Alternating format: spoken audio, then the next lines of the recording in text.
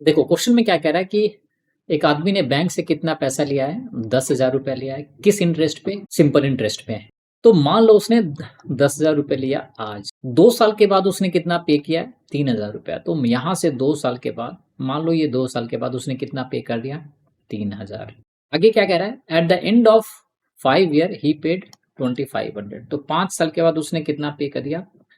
2500। तो यहाँ से 1 साल और दूसरा और तीसरा, यहाँ पे इसने पे कर दिया है 2500 रुपया। क्लियर है? और कह रहा है एट द एंड 7 साल के बाद उसने कितना पे किया? 6720।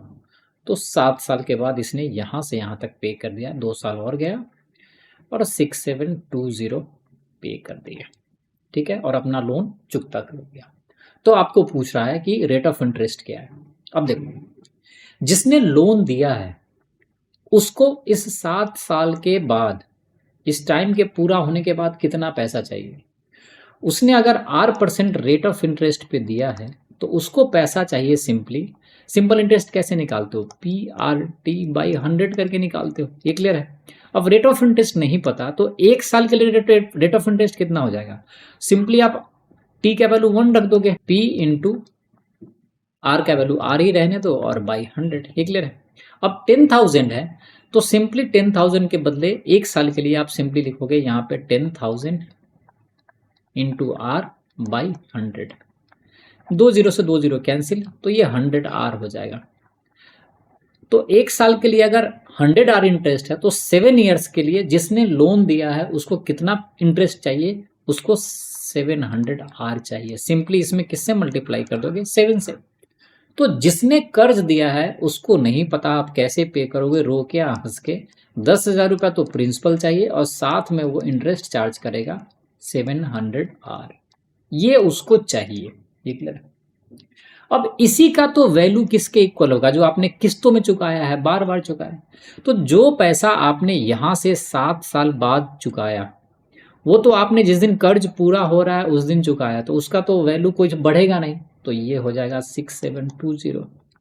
देखो, इंस्टॉलमेंट के कॉन्सेप्ट पे मैंने एक बहुत बढ़िया वीडियो बना रखा है जिसका लिंक मैं आई बटन में दे देता हूँ, जाकर देखो, तभी ये क्वेश्चन समझ में आएगा। ये क्लियर है? अगर थोड़ा बहुत आपने पहले से पढ़ा हुआ है तो भी आपको समझ में आ जाएगा। 3,000 आपने कितना दिन पहले पे किया है? यहां से पे किया 5 साल पहले। तो इसका वैल्यू 3,000 नहीं, 3,000 तो रहेगा ही रहेगा, साथ में इसका भी वैल्यू बढ़ेगा। जिसने आपको कर्ज दिया है उसका वैल्यू अगर बढ़ रहा है तो आपने जो पैसा चुकाया है उसका भी तो वैल्यू बढ़ेगा। जिस दिन कर्ज की मेच्योरिटी है तो ये वैल्यू 3,000 तो रहेगा ही रहेगा, साथ में इसका भी वैल्यू बढ़ जाएगा। और इसका भी वैल्यू कैसे बढ़ेगा? 1 साल के लिए। तो यहां से सिंपली अगेन लिखोगे R/100। तो यहाँ पे 1 साल के लिए वैल्यू बढ़ जाएगा 30R से, और ये 5 साल पहले दे रहा है तो ये हो जाएगा 150R। 1 साल के लिए 30R है तो 5 के लिए 30 इंटू 550। अब इस पे आते हैं। ये भी आप मेच्योरिटी से 2 साल पहले पे कर रहे हो तो यहाँ पे 2500 तो रहेगा ही रहेगा, साथ में इसका भी वैल्यू 2 साल के। अब आपको समझ में आ गया, 3,000 है तो 30R था, 10,000 था तो 100R है, तो 2500 के लिए कितना होगा? 25R। और 2 साल पहले है तो यहाँ से आ जाएगा ये 50R। और ये दोनों वैल्यू आपस में क्या होंगे? इक्वल। आई होप इतना तो आपको समझ में आ गया होगा। यहाँ पे 3,000 है, यहाँ पे 2500 है, इन दोनों को ऐड करोगे कितना हो गया? 5500। 5500 को इधर ले जाओगे, 10,000 से माइनस करोगे तो यहाँ पे आ जाएगा 4500 प्लस यहाँ पे 700R है, यहाँ पे 50R और 150, तो 200R है। इस दोनों को इधर लाओगे तो ये मिल जाएगा 500R और इज इक्वल टू अकेले रह जाएगा यहाँ पे 6720।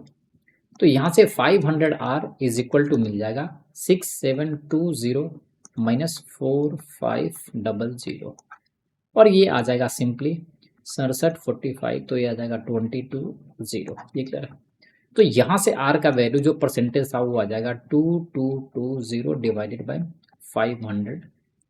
ये 0 से 0 कैंसिल, ये 0 से 22.2 होगा, तो ये अल्टीमेटली आएगा 22.2 डिवाइडेड बाई 5। इसको आगे कैंसिल करोगे तो 5 से कैंसिल होगा 4 पॉइंट, फिर 4 और ये क्या हो जाएगा 5, तो आ जाएगा 4.45%। ये क्लियर? सो आई होप आपको ये समझ में आ गया होगा। So thanks for watching the video. अगर वीडियो पसंद है तो चैनल को लाइक करें, सब्सक्राइब करें और प्यारे प्यारे दोस्तों के साथ शेयर करें।